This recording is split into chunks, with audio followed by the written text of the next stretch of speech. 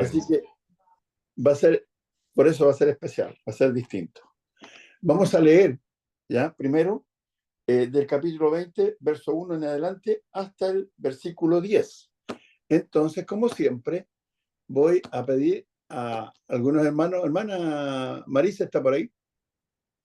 Si me Sí, puede mi ayudar a leer. hermanito, acá estoy. Del 1 al 5, por favor. Del 1 al 5. Sí. Dice así. No.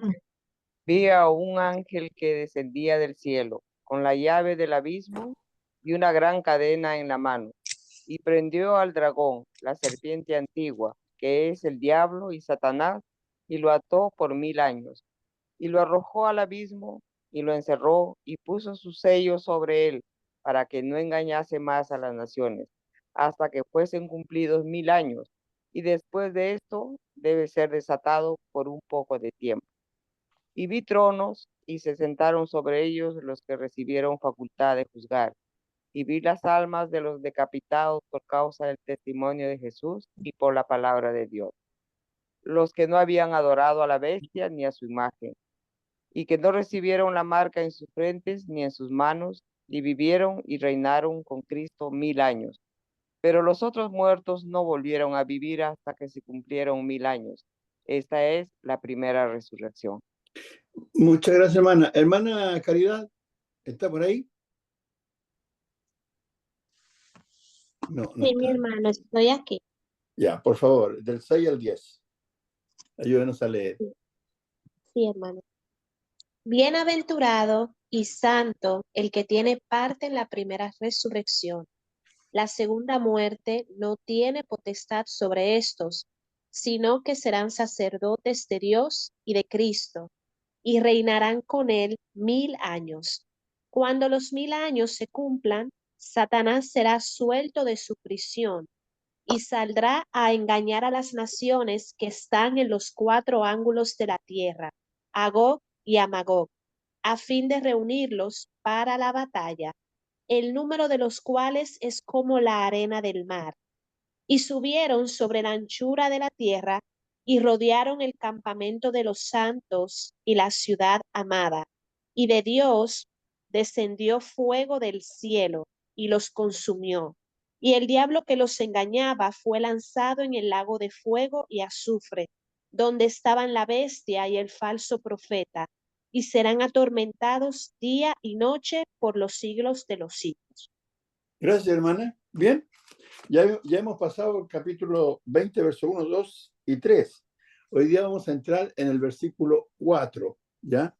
Dice aquí entonces en el 4, y vi tronos, y se sentaron sobre ellos los que recibieron la facultad de juzgar, y vi las almas de los decapitados por causa del testimonio de Jesús y por la palabra de Dios, los que no habían adorado a la bestia ni a su imagen, y que no recibieron la marca en sus frentes ni en sus manos, y vivieron y reinaron con Cristo 1000 años.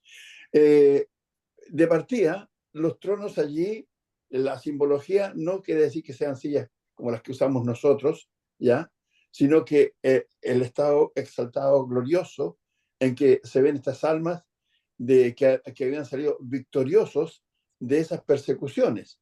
La victoria no necesariamente tiene que ser desde el punto de vista físico, sino que desde el punto de vista espiritual, ¿ya? Porque han vencido muchas tentaciones que han venido. Y Dios ha dado la promesa que a los vencedores recibirán este estado, esta condición que están aquí. Ahí estaba yo notando algunos textos, si me quieren acompañar al capítulo 2 del mismo libro, por favor. Vayan conmigo. Hermano Néstor, lea el capítulo 2, verso, a ver, 7, por favor.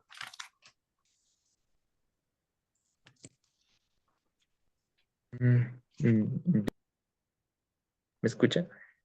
Sí, te escucho. 2:7. Dice la palabra de Dios, el que tiene oído oiga, y que el Espíritu dice a las iglesias, al vencedor le daré de comer el del árbol de la vida, que está en el paraíso de Dios. Muy Amén. bien. Ese es un texto que hay una promesa de Dios, ¿para quién? Para el vencedor, para el vencedor. Ahora está el hermano Octavio, que se me escondió. El 2:11, hermano Octavio, por favor. 2:8, mi hermanito. 11. 2:11, perdóneme. Sí, está perdonado. Ya, correcto. Muchas gracias por ese gran cariño y amor.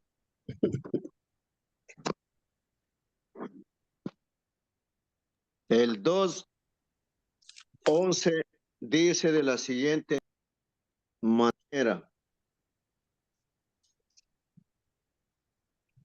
El que tiene oído, oiga lo que el Espíritu dice a las iglesias, y el que venciere no sufrirá daño de la segunda muerte. Muy bien, gracias, hermano. A ver, ¿qué está por ahí? Hermana María Horta, por favor. El 2:17. Sí, hermano. 2:17. Apocalipsis 2:17. Dice, Sí. el que tiene oído, oiga lo que el Espíritu dice a las iglesias. Al que venciere daré a comer del maná escondido y le daré una piedrecita blanca y en la piedrecita escrito un nombre nuevo, el cual ninguno conoce sino aquel que lo recibe. Ya, estos versículos tienen una particularidad, algo que los une. Al que venciere, la frase el que venciere. Vamos a leer el 2:26. A ver, hermana, ¿quién está por allí? Hermana Betty, ¿está por ahí? 2:26. No, se fue. Está la hermana Jenny. Ah, está ahí, ya, está ahí. Ahí está la hermana Betty. 2:23. 26. 2:26.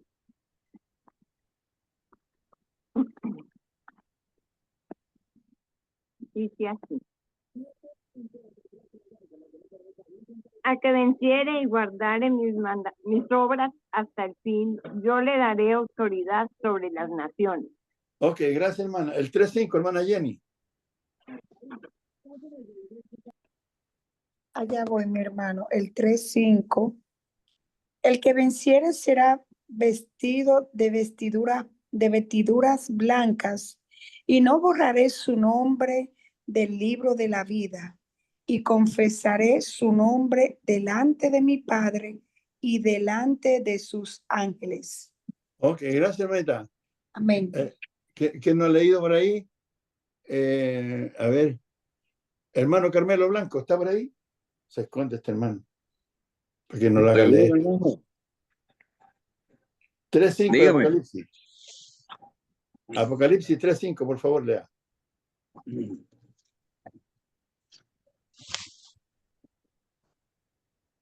Leo, hermano, capítulo 3, versículo número 5. Perdón. Todos los que salgan vencedores serán vestidos de blanco. Nunca borraré su nombre del libro de la vida, sino que anunciaré delante de mi Padre y de sus ángeles que ellos me pertenecen. Esta es la nueva versión internacional. Ya, esa no es la versión de Dios. La Ya. nueva traducción. Ya. El 3:12, hermano Jaime, por favor. Vamos rapidito, mire que tenemos poco tiempo.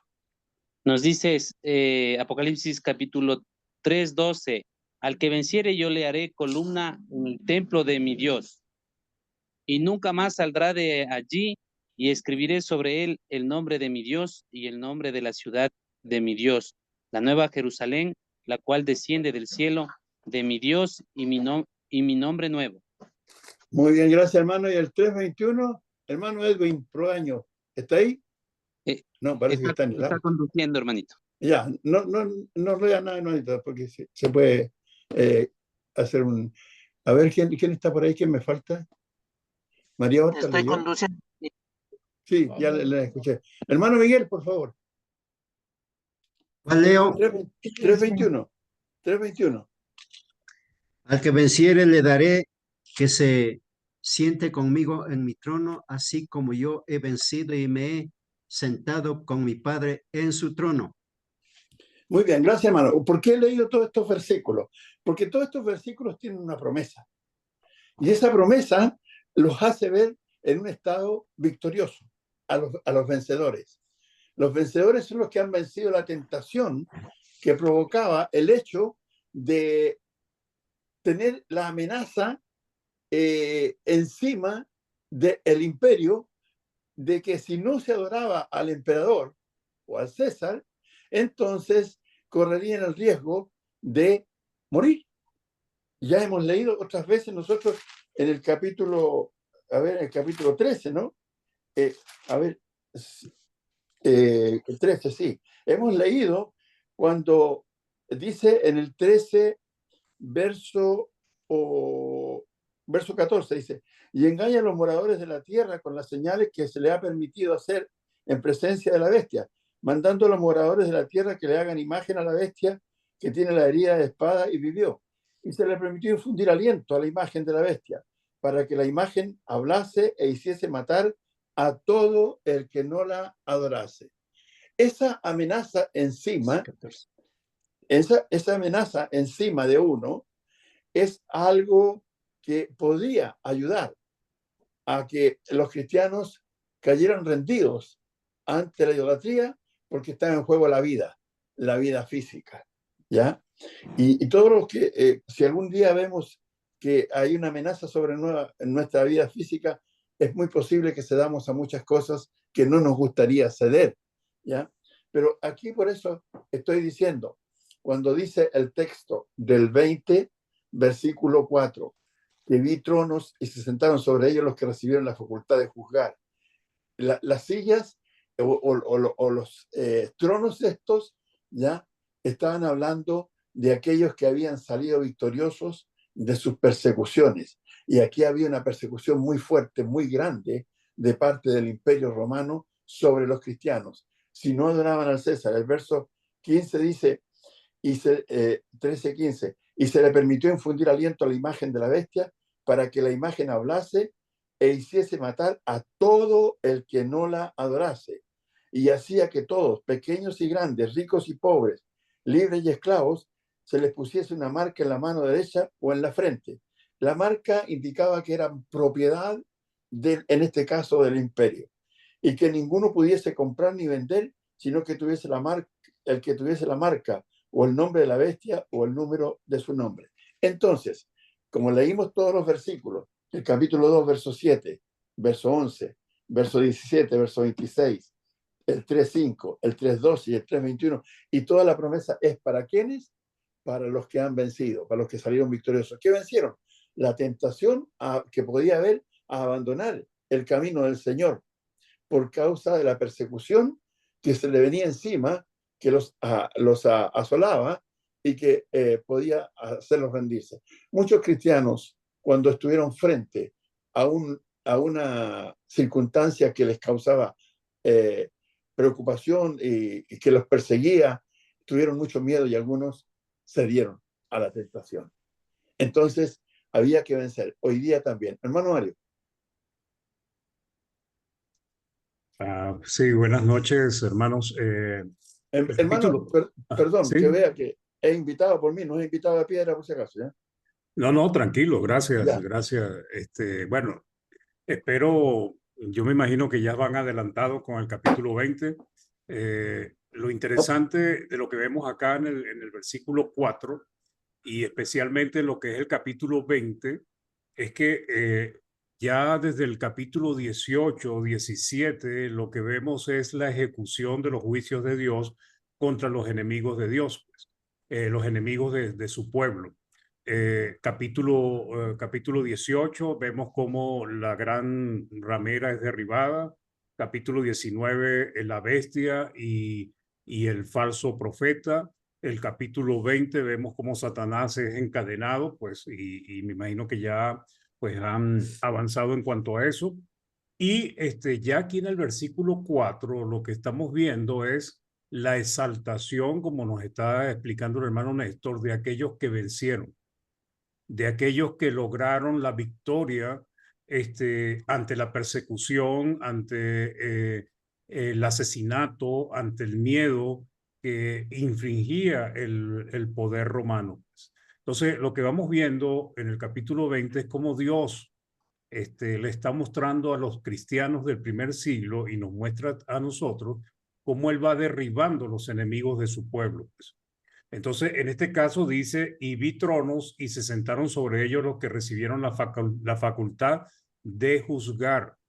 La visión no es en la tierra, porque el capítulo 20 es un capítulo que ha sido malinterpretado y ha generado una serie de doctrinas totalmente erradas que circulan en las religiones del mundo y a veces también dentro de la misma hermandad, pues. Entonces, son tronos. El trono simboliza una posición de exaltación, de honor, ¿ok? De reconocimiento. Y eso es lo que Dios le está dando a aquellos que lograron vencer, pues. Aquí en el versículo 4 se ve que habla de dos grupos que lograron la victoria, pues, que lograron alcanzar esta hazaña. Entonces, ¿qué estamos viendo, hermanos? Satanás con el Imperio Romano, con la gran ramera que era Roma, que era el centro del poder, donde estaba el Senado, donde se tomaban decisiones para perseguir a los cristianos, vemos que Dios los va derribando y va cercenando el poder de Satanás. En los primeros versículos del capítulo 20 vemos a Satanás que es atado por un solo ángel, y ahora vemos la exaltación de aquellos que murieron por causa de su fe. Entonces, ¿cuál es el mensaje que está mandando Dios en esta revelación a los cristianos del primer siglo y a nosotros? Que el que persevere, el que luche hasta el fin, así pierda su vida, va a ser exaltado, va a ser honrado. En este caso, la diferencia es que nosotros no estamos siendo o no hemos tenido una persecución como la de ellos. Básicamente, aquí está hablando de los decapitados y de aquellos que no adoraron a la bestia. Pero el punto es que lo que Dios le está transmitiendo en esta visión a los cristianos del primer siglo es que todos aquellos que fueron muertos por causa de su fe, aquellos que fueron comidos por animales, aquellos que fueron enlazados por los gladiadores, aquellos que murieron ahogados o torturados de alguna manera, estaban en una posición exaltada en el cielo. Y esto lo que hace y nos muestra es que Apocalipsis no es un libro de miedo. El Apocalipsis no es un libro de terror. Apocalipsis es un libro que anima al cristiano. Porque, ¿qué nos muestra Apocalipsis, hermanos? Que Apocalipsis nos muestra que cuando las cosas aquí en la tierra parece que no están bien, que no van correctamente, que pareciera que Satanás está venciendo, Apocalipsis nos abre el cielo y nos muestra lo que está ocurriendo en el cielo. Y vemos cómo los cristianos que fueron asesinados y que vencieron, que lucharon por su salvación, lo vemos exaltado. Y eso es lo que nosotros tenemos que entender. Apocalipsis es un libro para animarnos, un libro para fortalecernos. Y bueno, no quiero adelantarme a lo que va a seguir diciendo el capítulo 4, pero básicamente, ¿qué fue lo que vio Juan? Vio tronos y dice, y vi las almas. ¿Las almas de quién? De los decapitados por causa del testimonio de Jesús y por la palabra de Dios. Y también los que no habían adorado a la bestia ni a su imagen y que no recibieron la marca en su frente ni en sus manos. ¿Ok? Y dice al final, y vivieron y reinaron con Cristo 1000 años. De aquí se han sacado muchas falsas doctrinas sobre los 1000 años, pensando que Cristo va a venir a la tierra y va a gobernar desde Jerusalén 1000 años. Es un reinado de 1000 años de Cristo. No, no es lo que significa, pues. El reino de Cristo se estableció en el Pentecostés, ¿ok? Que es la iglesia del Señor. Y desde ese entonces Cristo está reinando y los cristianos fieles están reinando juntamente con Cristo. Hermano Néstor. Gracias, hermano. Tres cositas que yo pienso y he pensado hace tiempo sobre el Apocalipsis. Uno, es un mensaje de esperanza. ¿Ya? Dos, es un mensaje de consolación. Y tres, es una inyección de fe. para los cristianos hoy día, para nosotros también, porque aquí vamos viendo cómo después de largo tiempo de batallas y de momentos de dolor, de sufrimiento, de tribulación y todo ese tipo de cosas, ahí se está viendo la luz al final del túnel, ¿ya? En que los cristianos serán victoriosos por siempre. Así que sufrir ahora es, bueno, un detalle de la vida, porque tenemos la esperanza de algo mejor que esta vida en la eternidad, y bastante mejor, ¿ya? Entonces, bueno, el punto es que los 1000 años han sido mal usados, han sido muy mal usados. Primero, aquí en este texto no está hablando de Israel, de la tierra de Israel.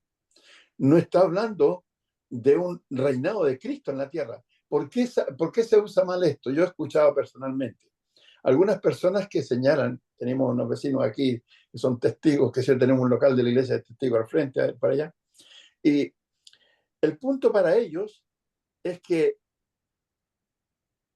Cristo vino a establecer el reino, ¿ya? Pero fracasó. Esa es la palabra, fracasó. Y como fracasó, ¿por qué fracasó?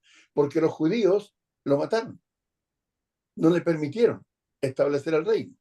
Entonces va a venir por segunda vez para establecer el reino en Jerusalén, aquí en la tierra, y va a reinar por 1000 años.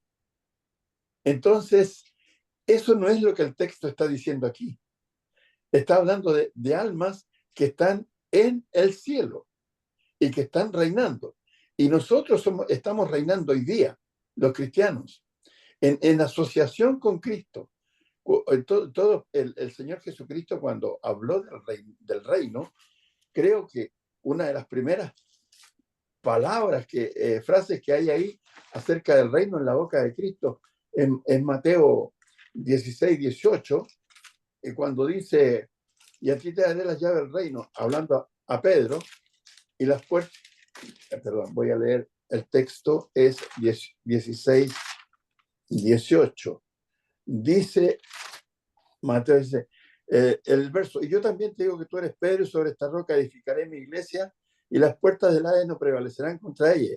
Y a ti te daré las llaves del reino de los cielos, del reino de los cielos en la tierra, ¿ya? Las llaves del reino, y sabemos que son las oportunidades que recibió Pedro para predicar el día de Pentecostés, y también en la casa de Cornelio, en el capítulo 10 del libro de los Hechos, ¿ya? Entonces, ese reino está establecido. Cuando hablamos de ese reino, hay un texto, me parece que es Marcos, que dice que, a ver si, que no morirán hasta que el reino, a ver, déjenme un segundito, Marcos 9 me parece que es Marcos 9, dice 9.1, sí, dice 9.1, también les dijo, de cierto os digo que hay algunos de los que están aquí que no gustarán la muerte hasta que hayan visto el reino de Dios venido con poder. ¿Cuándo se dio eso? Se dio el día de Pentecostés. ¿Qué fue venido con poder? Que los apóstoles recibieron el poder del Espíritu Santo para hablar en lenguas y todo lo demás que se sabe, el don del Espíritu Santo y todo eso. Entonces, ya el Señor estaba hablando de eso, y han pasado 2000 años, casi 2000 años ahí, y resulta que si no se hubiese establecido el reino, los que estaban con Cristo y que no gustarían la muerte hasta que viera el reino establecido, quiere decir que todavía estarían vivos, ¿verdad? Ahora, en el texto de Colosenses, en el capítulo 1 y en el verso, a ver si lo tengo aquí, Colosenses capítulo 1, en el verso 12, dice así: con gozo dando gracias al Padre que nos hizo aptos para participar de la herencia de los santos en luz, el cual nos ha librado de la potestad de las tinieblas y trasladado al reino de su amado Hijo.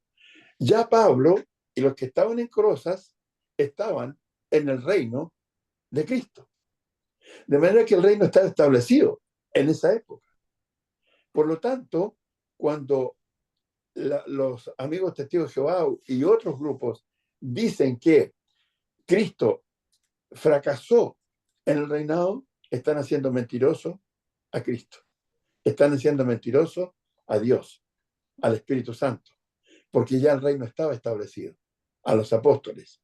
De manera que esto de que y vivieron y reinaron con Cristo 1000 años, pues bien, los cristianos estamos reinando con Cristo. Cuando ellos están diciendo que va a venir Cristo y va a reinar 1000 años en la tierra, no es verdad, no es correcto. El capítulo 1 del libro de Apocalipsis, que hemos leído varias veces,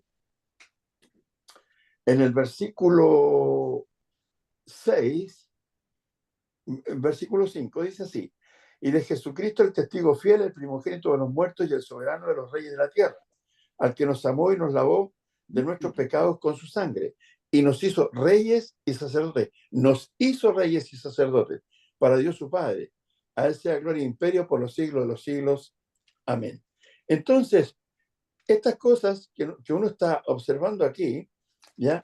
Tiene que registrarlas cuando escucha que la gente dice que va a haber un reinado de 1000 años en la tierra. No habla de la tierra, está hablando del cielo, que no está hablando de Jerusalén terrenal, está hablando de la Jerusalén celestial.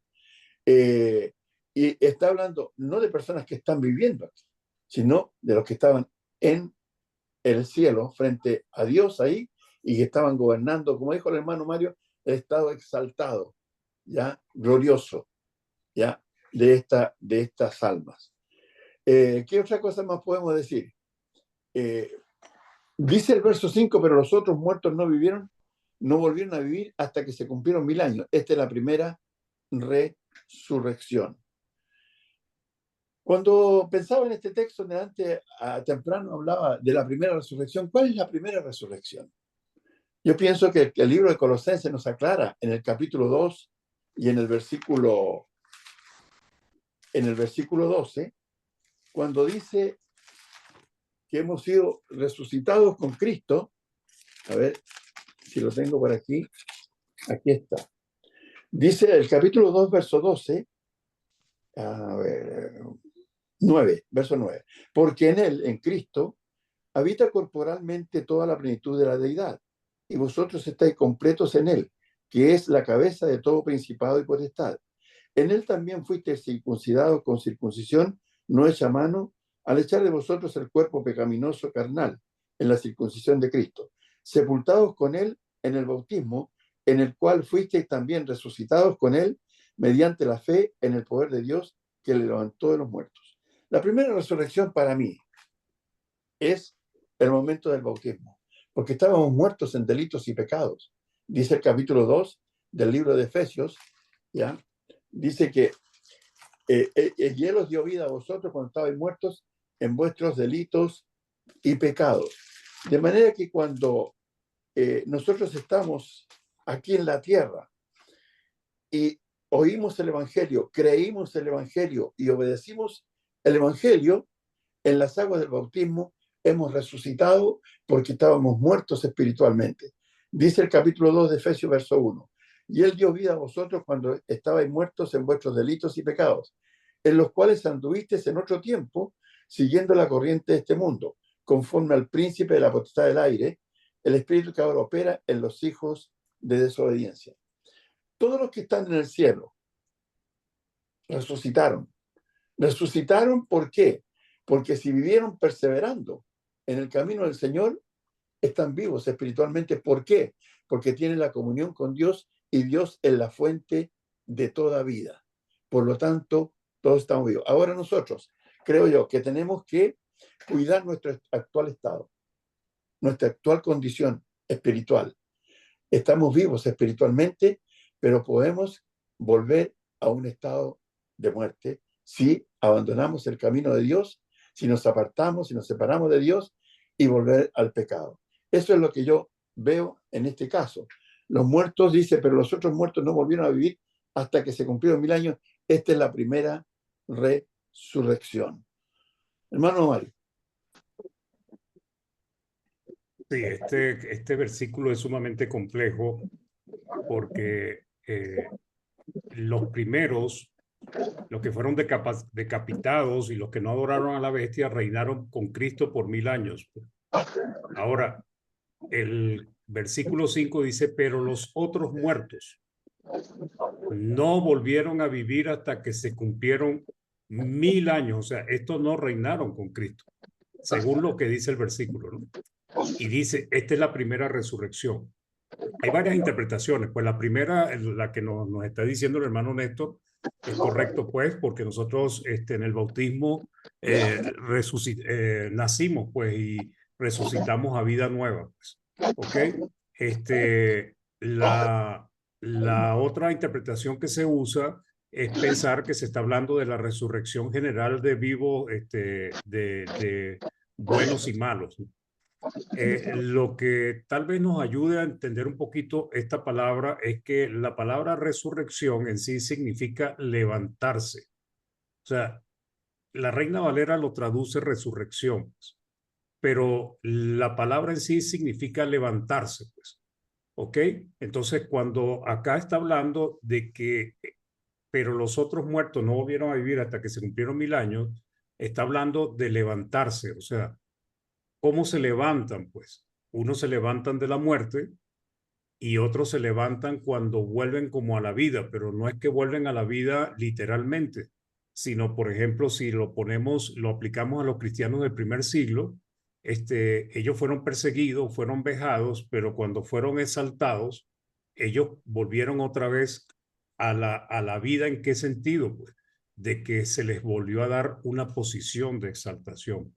Entonces, una de las interpretaciones que se utiliza, pues, es esa, pues, la que nos acaba de enseñar el hermano Néstor, pues, que nosotros hemos resucitado a nueva vida y nosotros debemos mantener ese estado.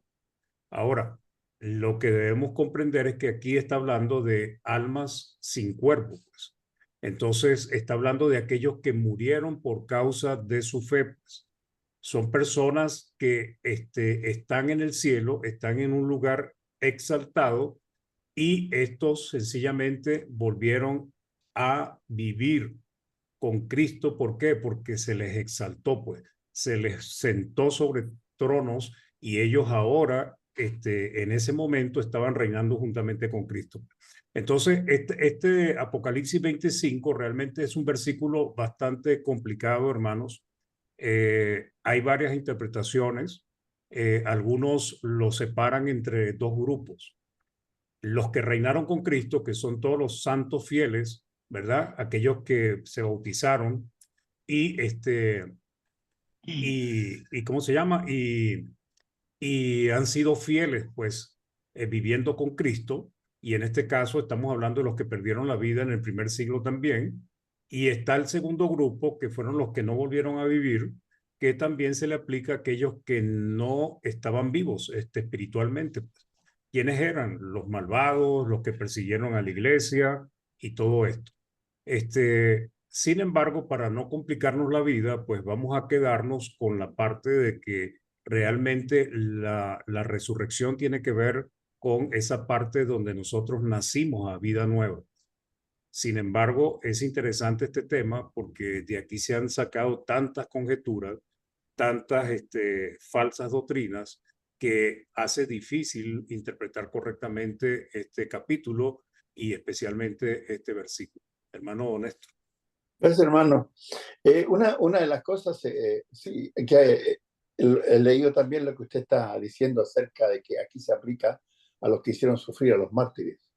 ¿Ya? Sí. Incluso hay hermanos que enseñan eso.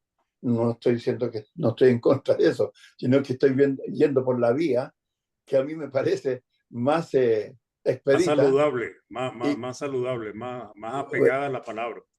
Claro, lo veo desde ese punto de vista. Pero bueno, el punto ahí es que los 1000 años no son 1000 años, son un poco de tiempo, nada más, ¿ya? Pero, como le digo, muchas veces ha sido muy mal usado eso de los 1000 años. El verso 5 dice, 6, bienaventurado y santo el que tiene parte en la primera resurrección. La segunda muerte no tiene potestad sobre estos, sino que serán sacerdotes de Dios y de Cristo y reinarán nuevamente, dice, con 1000 años. Bienaventurado el que tiene, bienaventurado y santo el que tiene parte en la primera resurrección. Ya hablé sobre eso, creo que es esa. La bienaventuranza es el estado de felicidad y de gozo permanente de aquellos que han tenido parte en la primera resurrección, que es la que yo ya había hablado. La segunda muerte no tiene potestad sobre estos, o sea, uno muere físicamente y después morirá espiritualmente. ¿Se acuerdan del capítulo 9 del libro de Hebreo, en el verso 27? Cuando dice que está establecido para los hombres que mueran una sola vez y después de esto el juicio. Bueno, morimos físicamente, pero también se muere espiritualmente en la eternidad, cuando ya no haya ninguna opción de vida. Cuando vivimos en pecado, estamos muertos, separados de Dios, ¿ya? Pero, perdón, va a tener que venir el juicio final, y entonces se certificará. El juez certificará y dirá dónde vamos a tener que ir. O al juicio, al infierno eterno, o al cielo eterno. Una de las dos cosas. Juan tuvo que explicar el caso, dándonos a entender que usa la palabra resurrección en sentido extraordinario, dice un comentarista. Y esta es la primera, no literal en el día final, ¿ya? Es una resurrección espiritual. Un ejemplo de resurrección espiritual o figurada la tenemos con Juan el Bautista y otros más. Y Elías resucitó espiritualmente, dice algún comentarista, en la persona de Juan el Bautista, porque Juan vino en el espíritu y en el poder de Elías. Bienaventurado el que tiene parte en la primera resurrección. Nuevamente, vuelvo ahí, otra vez. Hemos resucitado. Estábamos muertos espiritualmente. Somos felices. Todo lo que dice el capítulo 5 del libro de Mateo, cuando dice bienaventurados, a ver si lo tengo aquí para leer, Mateo 5, y habla de las bienaventuranzas cuando dice bienaventurados, verso 3, los pobres en espíritu, porque de ellos es el reino de los cielos. O sea, de los que perseveran, de los que consideran que tienen una total dependencia de Dios, reconocen que sin Dios no tienen nada, están vacíos, su vida no es una buena vida, dice, son bienaventurados. ¿Por qué? Porque se acercan a Dios. ¿Para qué? Para recibir el beneficio espiritual y moral de parte de Dios para sus almas, ¿ya? Bienaventurados los que lloran, porque ellos recibirán consolación. Como hablaba del libro de Apocalipsis, es un libro de consolación. Los que lloran no por causa de no poder resolver sus problemas mundanos, sino los que lloran por la causa de Cristo. Pablo dijo en el capítulo 20, verso 29-30 del libro de los Hechos, que aún con lágrimas en los ojos había estado exhortando y predicando a los cristianos. Muchas veces los cristianos lloraron por esta causa. Bienaventurados los mansos. Los mansos no son aquellos que aceptan todo como venga, sino que son los mansos los que actúan con mansedumbre. Según el capítulo 3 y el verso 21, verso 15 del libro Primera de Pedro, dice, sino santificad a Dios en vuestros corazones y estad siempre preparados para presentar defensa con mansedumbre y reverencia ante todo aquel que os demanda razón de vuestra esperanza. La primera mansedumbre tiene que ser para con Dios, ¿ya? Y así podemos leer el verso 6, bienaventurados los que tienen hambre y sed de justicia. Jesús dijo, yo soy el pan de vida, yo soy el agua de la vida. Entonces, los que se relacionan con Dios tienen la bienaventuranza en todos los sentidos, porque ellos alcanzarán, porque ellos serán saciados. El 7, bienaventurados los misericordiosos, porque ellos alcanzarán misericordia, dice. O sea, el perdón, la misericordia de Dios. Bienaventurados los de limpio corazón, porque ellos verán a Dios. Es esencial ver a Dios y para estar con Dios, pero tenemos que tener el corazón limpio, como dice 1 de Pedro 1:22. Dice, bienaventurados los pacificadores, porque ellos serán llamados hijos de Dios, los que hacen la paz. Y bienaventurados los que padecen persecución por causa de la justicia, porque de ellos es el reino de los cielos. Entonces, cuando leo el capítulo 20, verso 6, y dice, bienaventurado y santo el que tiene parte en la primera resurrección, ¿quiénes son aquellos? Los que han oído el evangelio, han creído el evangelio, han perseverado en el evangelio, han obedecido y luego han perseverado en el evangelio y entran en la presencia de Dios, ¿ya? Y tienen todo este cúmulo de bendiciones que está desarrollando aquí el capítulo 5. El Señor le está explicando y le está presentando este tema a una multitud, ¿ya? Que estaba, y a sus discípulos que estaban oyendo. Estas promesas de Dios se cumplen. No son cosas que, digamos, se dijeron y al voleo y que después se olvidaron. No, se cumplen. Y aquí le estamos viendo el cumplimiento de ellas, según entiendo yo. Hermano Mario. Sí, así es, hermano. De hecho, es interesante la palabra bienaventurado que usted describió, porque aparece más de 90 y tantas de veces, por ejemplo, en la Reina Valera, ¿no? Y sobre todo en el Nuevo Pacto aparece más de... Micrófono por ahí abierto. Sí. Aparece muchas veces, ¿no? Y tiene que ver con la felicidad, con la dicha, pero la otra parte que tiene el significado de la palabra bienaventurado es que bienaventurado es aquel que cuenta con el favor de Dios. O sea, generalmente la palabra bienaventurado significa alguien que tiene la gracia, el favor de alguien más poderoso. Pues. En este caso estamos hablando de Dios. Pues. ¿Y quiénes son los que cuentan con el favor divino? Pues? ¿Quiénes son los que cuentan con la gracia, con el favor, con el amor de Dios? Pues los que han obedecido el Evangelio, los que se han arrepentido pues de sus pecados y se han bautizado, pero como usted leyó en los primeros capítulo 2 y capítulo 3 de Apocalipsis, es para los que venzan. Nosotros en este momento, nosotros los cristianos tenemos que seguir luchando por nuestra salvación, ¿ok? Porque es algo que nosotros nos hemos propuesto y el fin de nuestra fe es la salvación de nuestras almas. Aquí en el 26 dice, bienaventurado y santo, dice, el que tiene parte en la primera resurrección. Dice, la segunda muerte no tiene potestad sobre esto. Entonces, en este momento está hablando de aquellos que perdieron su vida y vivieron en santidad, pues, como el hermano Néstor también lo estaba diciendo, que perseveraron hasta el fin, pues. Es algo que pasó con los cristianos del primer siglo, pero que ha seguido pasando a través de los tiempos. Es una promesa para todos los cristianos, ¿ok? Todos los cristianos fieles son bienaventurados y santos, y dice que la segunda muerte no tiene potestad sobre esto. Algo que nosotros tenemos, hermanos, es que mientras nosotros nos mantengamos unidos a Cristo, y cuando decimos unidos, no quiero darle una connotación evangélica, porque los evangélicos piensan que todo el mundo está unido a Cristo. Cuando estoy hablando de unidos a Cristo, estoy hablando de aquellos que están perseverando, de aquellos que están luchando por su salvación. Pues.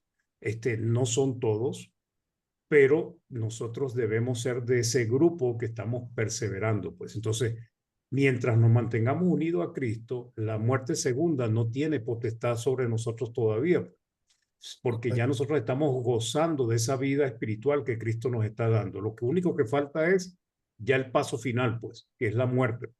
Pero lo que nosotros debemos entender es que aquí hay una promesa y es para los vencedores, lo que ha mostrado Apocalipsis en prácticamente todo el libro, pues. Entonces, la segunda muerte no tiene potestad sobre esto, sino que serán sacerdotes de Dios y de Cristo y reinarán con él 1000 años. Entonces, ya el hermano leyó Apocalipsis 1, donde dice que nos hizo reyes y sacerdotes. Creo que también aparece en Primera de Pedro cuando habla de que somos una nación santa. 2:9, hermano. 2:9. 2:9. Eso. Y nosotros pues debemos entender que ya somos reyes, somos sacerdotes, somos los únicos que podemos ofrecerle a Dios sacrificio vivo, pues, y estamos reinando con Cristo. Pero mientras nos mantengamos en esa situación que nosotros comenzamos cuando decidimos bajar a las aguas del bautismo. Por eso Cristo le dijo a sus apóstoles, enseñándole que guarde todas las cosas que yo os he mandado. Nosotros los cristianos debemos perseverar. Las bendiciones de Apocalipsis son para los que venzan, ¿ok? Y nosotros también debemos vencer, pues. Entonces, hay un hermoso mensaje aquí para nosotros, pues, porque básicamente lo que estamos viendo es que a pesar de la tremenda persecución que sufrieron los cristianos del primer siglo, ellos salieron victoriosos. Igualmente, nosotros debemos salir victoriosos en nuestra vida cristiana. Hermano Néstor. Mire, hermano Mario y hermanos, que hay un punto ahí. Yo he escuchado personas que no quieren estudiar, y predicadores, el libro de Apocalipsis porque es un libro depresivo. ¿Qué le parece? No entiendo. No entiendo a esa gente y que está hablando ahí que es un libro un poco depresivo, que no hay que predicarlo porque los hermanos se deprimen y todo eso. Yo no creo de tal cosa. Yo veo que aquí hay un mensaje potente, poderoso. Algunos dicen, no, es que ese libro ya fue una cosa del pasado, los llamados preteristas. Otros dicen, no, esa es una cosa que va a suceder en el futuro. No, esto tiene. Comenzó esta historia allí con los cristianos del primer siglo, pero tiene una enseñanza para nosotros cada día. Claro. Ahí usted estaba hablando de Primera de Pedro 9, que dice, perdón, 9, más vosotros sois linaje escogido, real sacerdocio, nación santa, pueblo adquirido por Dios, para que anunciéis las virtudes de aquel que os llamó de las tinieblas a su luz admirable. Ese era el texto que quería usted. Sí, ¿verdad? y también el 5, hermano. Si Primera de sí. Pedro 2:5, sí, ese.